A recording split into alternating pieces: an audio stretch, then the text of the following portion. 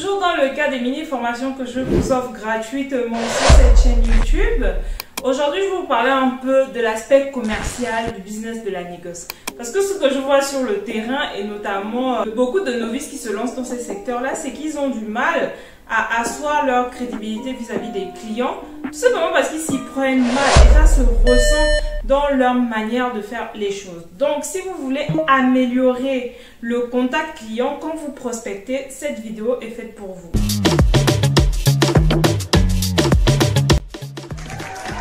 Bonjour, je suis Lomi Guidou, votre coach en stratégie business.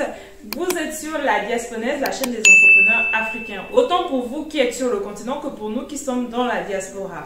Ici, je vous parle de quoi? De différents sujets en rapport à l'investissement en Afrique. Nous parlons négoce international, export, e-commerce et toute autre problématique qui peuvent nous aider à trouver des idées business, les développer, les faire grandir. Est-ce que c'est des thèmes qui vous intéressent? Si c'est le cas, ne partez pas trop vite. Laissez un petit pouce avant de partir et n'oubliez pas de vous abonner pour ne pas rater les prochaines opportunités que je partage avec vous. Alors, plusieurs d'entre vous m'ont fait des retours. Bonjour coach, aidez-moi à trouver des clients. Je suis en contact avec un fournisseur d'acajou, d'avocats, de karité, etc. Mais le gros problème que beaucoup ont, c'est qu'ils n'arrivent pas à trouver des clients. Et j'ai même fait une vidéo dessus où je vous apprends comment trouver des clients dans la négoce internationale. Donc si vous êtes nouveau et que vous n'avez pas encore regardé cette vidéo, je vous invite à regarder. Donc aujourd'hui, je vais vous parler des deux erreurs que j'ai constatées que font les novices dans la négoce internationale.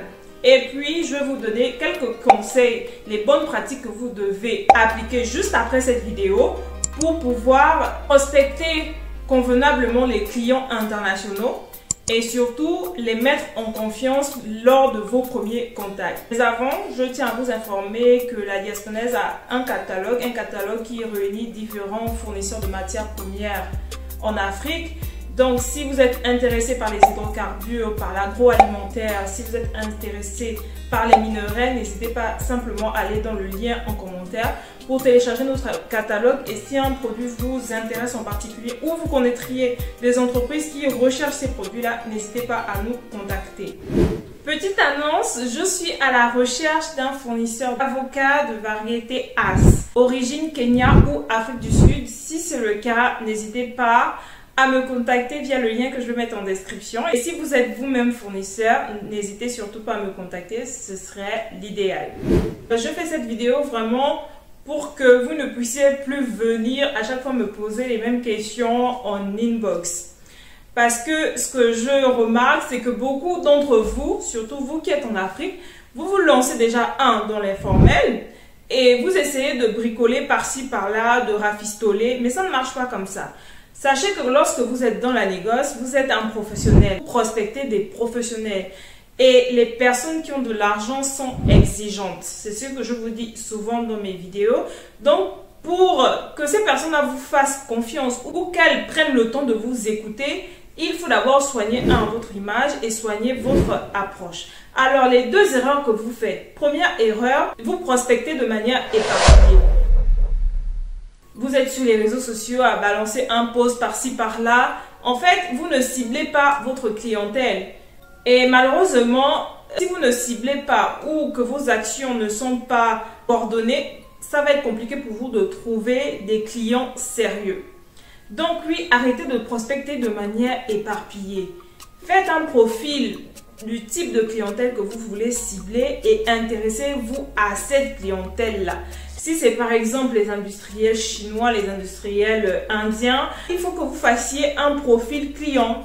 Par exemple, vous ciblez des entreprises qui ont entre 0 et 50 employés, qui sont en Inde, qui sont dans ce secteur d'activité-là et qui auraient besoin de votre produit parce que ce produit est utilisé dans leur processus de production. Donc, arrêtez de vous éparpiller, ok? Appliquez ce conseil et croyez-moi, plus vous aurez des actions personnalisées et coordonnées, mieux ce sera pour vous. Deuxième erreur que vous faites, c'est que vous ne prenez pas le temps d'écouter les prospects. Quand vous dites par exemple, j'ai besoin de la noix de cajou. Très bien, vous êtes négociant en noix de cajou. Mais vous n'allez pas aller dans tous les sens. Prenez la peine de poser les bonnes questions à l'acheteur. C'est quoi son activité? Il a besoin de quelle quantité? Est-ce qu'il veut juste faire un test ou il souhaite s'engager sur le long terme si jamais le produit est bon? Quelles sont ses contraintes? Est-ce qu'il a des précisions au niveau des origines? Et surtout les amis, son target price. C'est important de savoir quel est le target price de votre acheteur parce que ça va vous permettre de cibler vos recherches. On ne fait pas la négoce de manière éparpillée. Vraiment, après cette vidéo, si vous fonctionniez comme ça, arrêtez-moi ça parce que c'est du désordre. Demandez à vos acheteurs quels sont leurs target price. Si vous dit par exemple 700 $, vous savez que vous devez rechercher des fournisseurs qui proposent un prix dans cette moyenne-là. Demandez également à vos prospects quelles sont les spécificités qu'ils veulent. Le taux d'humidité, le nombre de rejets, enfin ça dépend du produit. Mais sachez que plus vous aurez des informations concernant le produit, mieux ce sera. Ça va vous faciliter la vie pour la recherche des fournisseurs si bien évidemment vous n'avez pas encore des fournisseurs. Donc, arrêtez vraiment de penser que parce que le client vous demande un prix, vous devez maintenant relayer l'information partout. Et puis même quand on vous donne des conseils vous disant d'aller creuser un peu plus le projet du client, vous trouvez que c'est inutile et que vous voulez le prix. Mais le prix justifie la qualité du produit. C'est ce que vous devez comprendre. Si vous avez tout oublié dans cette vidéo, sachez que le prix justifie la qualité du produit. Donc, ce qui va intéresser le client, c'est pas nécessairement le prix. Bon, ça dépend du type de client, mais c'est d'abord le produit. Et pour savoir le produit qui va correspondre au client, c'est le client qui va vous donner ces informations-là. Donc, oui, faites le tri au niveau des acheteurs. Vous ne pourrez pas travailler avec tout le monde. Ce que vous devez faire, c'est faire le tri au niveau des acheteurs, prendre le soin de bien comprendre leurs requêtes et ça va vous aider à pouvoir cibler correctement. On passe à la deuxième partie, celle des conseils. Et donc, ne partez pas trop vite. Alors, si je vous donne des conseils, c'est pour que vous puissiez les appliquer. Ça ne vaut pas la peine de prendre du temps pour écouter des vidéos, dépenser votre forfait par exemple, et ne pas appliquer ces conseils-là. Essayez d'appliquer les conseils, vous allez voir comment ça va changer votre approche, votre manière de faire les choses. Premier conseil, créez votre société. C'est important si vous voulez faire des affaires d'avoir votre société. Pourquoi? Parce que quand vous allez vers les clients, ils vont vous demander quelle est votre société. Est-ce que vous êtes enregistré? Donc, si vous travaillez pour quelqu'un, demandez à cette personne de vous faire un contrat. Ça permet de crédibiliser votre image auprès des acheteurs. Personne ne veut faire affaire avec un bricoleur, ok? Donc, créez votre société ou demandez un contrat de représentation, un contrat d'apporteur d'affaires, un contrat d'argent commercial, en tout cas quelque chose qui vous rattache à une entité existante et qui est vérifiable. Parce que ce qui se passe, quand vous prenez contact avec un client, il va vous googliser. C'est comme ça. Même moi aujourd'hui, quand j'ai des entreprises qui me prospectent pour un type de produit ou un service, je vais googliser pour voir par exemple s'ils ont un site internet, je vais aller regarder sur leurs réseaux sociaux, voir s'il y a des avis. Aujourd'hui, on a moyen de vérifier si votre entreprise est bel et bien enregistrée dans votre pays. Donc, si vous êtes dans l'informel, sortez de là et faites les choses correctement, ok? Deuxième chose, il va falloir soigner votre présence sur les réseaux, l'image que vous transmettez. Si vous avez une image qui reflète un peu le profil d'un amateur, les gens vont se méfier de vous. C'est pour ça, vous voyez, par exemple, quand vous contactez les gens sur LinkedIn, ils ne vous répondent pas parce que quand ils vont regarder votre profil LinkedIn, par exemple, il n'y a rien de consistant. Donc, il faut soigner votre image pour que les gens vous accordent un petit peu de crédit et qu'ils aient envie d'aller plus loin. Essayez de soigner votre présentation sur tous les réseaux sociaux, que ce soit sur Facebook, Instagram, Twitter ou sur YouTube par exemple, la plateforme que moi j'utilise pour communiquer. Donc si vous ne connaissez pas comment faire pour avoir une bonne communication sur les réseaux, ce mois de juin, je vais ouvrir une formation d'une semaine où pendant une semaine, on va travailler principalement sur LinkedIn. On va travailler sur votre profil LinkedIn et comment créer des connexions, comment rentrer en contact avec des chefs d'entreprise, avec des responsables d'approvisionnement pour pouvoir se faire des contacts. Donc si vous en avez marre, vos actions ne marchent pas, si vous en avez marre d'être laissé à vue ou que les clients ne vous répondent plus, venez participer à cette formation. Si vous voulez des détails sur le prix et comment ça va se passer, c'est simple, contactez-moi via le lien que je mets en description. Et je pourrais tout vous expliquer par WhatsApp. Je suis assez réactive, hein. C'est vrai que je reçois plein de demandes, mais je fais le nécessaire pour contenter tout le monde. Troisième conseil que je vous donne, c'est d'apprendre à parler aux clients. Parce que vous ne pouvez pas venir contacter quelqu'un pour la première fois tout de suite en disant « Je suis vendeur de soja, je suis vendeur de sésame, on a 5000 tonnes au port de Lomé, si intéressé, contactez-moi. » Non, ça ne se passe pas comme ça en fait. Les gens, déjà, ils sont occupés et puis généralement, ils travaillent déjà avec des fournisseurs. Pourquoi ils viendraient travailler avec vous? Posez-vous la question. Donc, si vous devez contacter un chef d'entreprise, un responsable d'approvisionnement, présentez votre entreprise, vous dites que vous êtes négociant de l'entreprise telle, vous êtes spécialisé par exemple dans le piment. Et donc, vous avez vu sur leur site internet qu'ils utilisent le piment pour leur production. Est-ce qu'ils auraient des projets en vue à 2 mois, 3 mois, 6 mois parce que vous avez une future récolte? Ce serait bien s'ils ont des projets que vous puissiez travailler ensemble. Après, ce que vous pouvez faire, c'est demander un rendez-vous.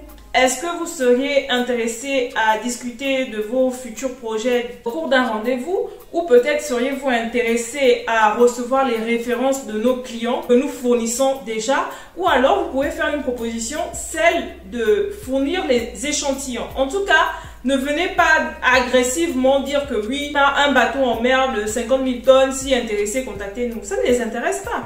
Prenez le temps de nouer la relation. Plus vous allez connaître vos clients, plus ce sera facile pour vous de négocier quand il sera maintenant question de gérer toute la partie administrative et la partie négociation des prix. Ça aussi, je vais vous apprendre comment rédiger des mails convaincants, comment faire des relances, de rédiger des documents commerciaux, comment convaincre un client de vous accorder un rendez-vous. Pour cela, il faut que vous puissiez offrir quelque chose. Là, il faut que vous n'alliez pas directement frontalement, mais que vous puissiez venir dans l'optique de faire simplement de la détection de projet. Je vous donne ça gratuitement et la suite, on voit ça dans la formation. Allez-y vite, cliquez sur le lien en description parce que je ne pourrais pas pour une première édition travailler avec beaucoup de monde. 10 personnes, c'est suffisant. On va d'abord tester 10 personnes et ensuite on verra. Quatrième conseil en bonus que je vous donne, c'est d'écouter les conseils. Parce que ça sert à rien de venir me poser des questions et je vous donne la conduite à tenir. Et ensuite, vous allez encore poser les mêmes questions à d'autres qui vont vous donner d'autres conduites à tenir. Tout simplement parce que vous ne voulez pas faire cet effort de pouvoir bien détecter le projet des clients. Retenez bien ceci, la manière dont vous marchandez en Afrique, ce n'est pas la même manière en Europe en fait. Chaque marché a ses codes. Et il y a quand même une certaine standardisation au niveau international. Donc nous les Africains, déjà, ça c'est une vérité. Quand on vient, les gens ont déjà une mauvaise image de nous. On est souvent victime du faciès. Ah oui, ils sont pas très sérieux, etc. Donc si vous venez encore avec une attitude d'amateur, vous allez être blacklisté. C'est pour ça, pour mettre toutes les chances de votre côté, il faut viser l'excellence, mettez de la rigueur dans ce que vous faites. Donc oui, je vous ai donné des conseils, appliquez-les, vous allez venir me dire les résultats. Faites-le. Au lieu de vous endetter, vous borner parce que simplement pour vous, ce qui compte, c'est le prix. Non, dans une négociation, c'est pas que le prix qui compte. Il y a aussi la relation client et ça, c'est valable pour tous les produits, tous les business, autant pour la négoce que pour tous les autres business. Donc, si vous avez d'autres business, appliquez vraiment la relation client, le lien que vous nouez avec les clients parce que parfois, le client, face à plusieurs fournisseurs, il vous choisira vous parce que vous serez démarqué par votre manière de travailler parce que vous êtes sérieux, vous êtes discipliné et vous appliquez de la rigueur. Donc, c'est ce que je voulais partager avec vous aujourd'hui. Si vous avez aimé cette vidéo, n'hésitez pas à liker et à partager comme d'habitude pour faire grandir la chaîne. Si vous avez des thématiques que vous souhaitez que j'aborde, n'oubliez pas de me les dire en commentaire. On se retrouve derrière la caméra pour notre formation et par la suite, nous aurons un challenge pour récompenser toutes les personnes qui auront participer à la formation, qui l'auront appliquée et qui auront eu des meilleurs résultats. Participez à cette formation, vous n'allez pas le regretter. Et je vais récompenser toutes les personnes qui vont se donner corps, âme et esprit pour atteindre leurs résultats. Parce que moi, je récompense le mérite, je récompense le travail. Merci de m'avoir suivi et je vous dis à très bientôt pour une prochaine vidéo. C'était le Mingitou, c'est qui vous aide à écrire votre success story à l'africaine.